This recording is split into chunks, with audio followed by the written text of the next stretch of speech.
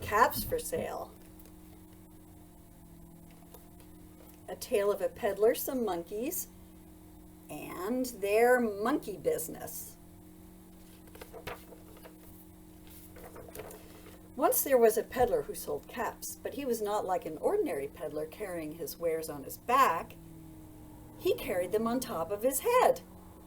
First he had on his own checked cap, then a bunch of gray caps, then a bunch of brown caps, then a bunch of blue caps, and on the very top, a bunch of red caps.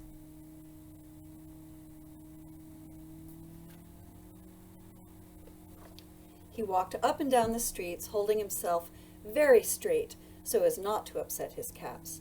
As he went along, he called, "Caps! Caps for sale! 50 cents a cap!" One morning, he couldn't sell any caps. He walked up the street, and he walked down the street calling, "Caps! Caps for sale! 50 cents a cap!" But nobody wanted any caps that morning. Nobody wanted even a red cap.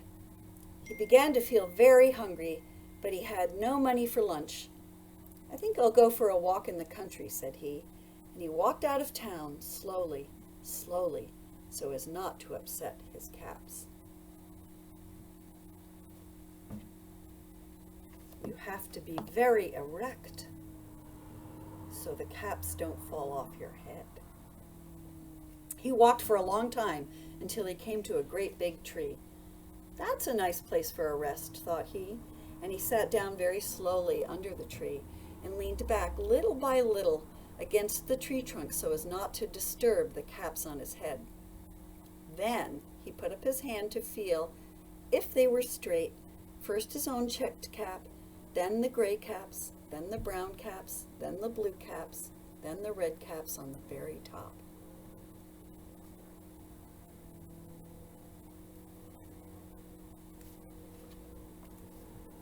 They were all there, so he went to sleep. He slept for a very long time. When he woke up, he was refreshed and rested.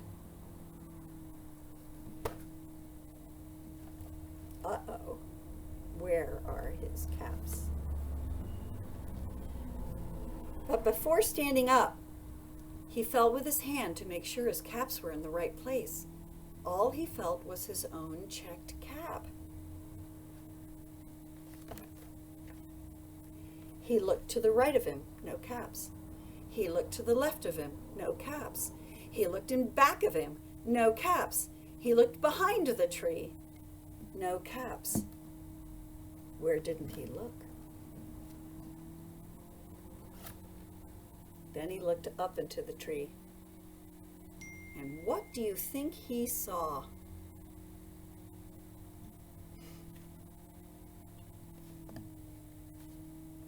On every branch sat a monkey. On every monkey was a gray or a brown or a blue or a red cap.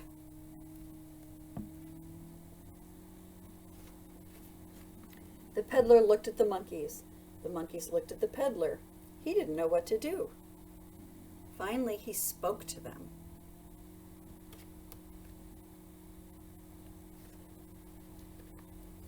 "You monkeys, you," he said, shaking a finger at them. "You give me back my caps." But the monkeys only shook their fingers back at him and said, "Zip, zip, zip, zip, zip, zip, zip."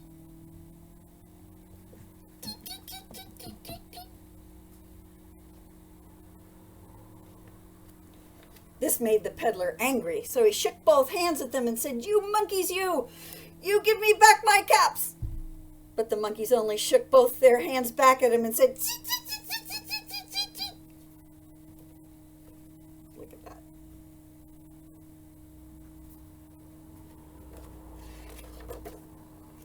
Now he felt quite angry. He stamped his foot.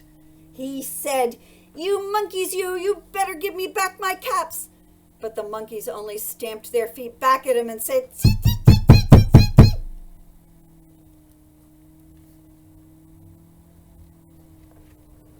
By this time, the peddler was really very, very angry. He stamped both his feet and shouted, "You monkeys, you must give me back my caps." But the monkeys only stamped both their feet back at him and said, "Tee, tee, tee, tee, tee, tee, tee, tee, tee."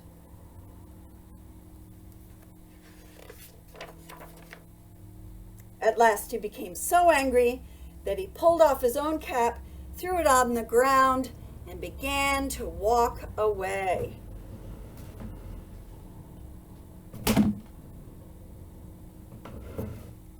What do you think those monkeys did?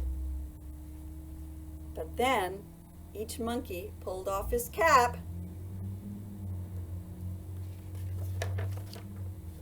and all the gray caps and all the brown caps and all the blue caps and all the red caps came flying down out of the tree.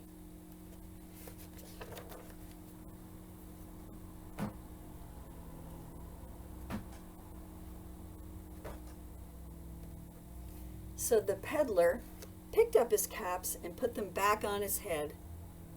First his own checked cap, then the gray caps, then the brown caps, then the blue caps, then the red caps on the very top.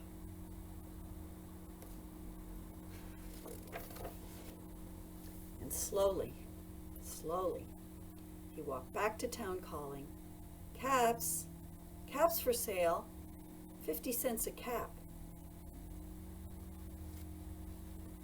The end. This is a fun one to act out. Go get all your mom and dad's caps and put them on your head. See if you can balance them. And then you can pretend to be the monkeys or you can be the peddler. I'll see you next time.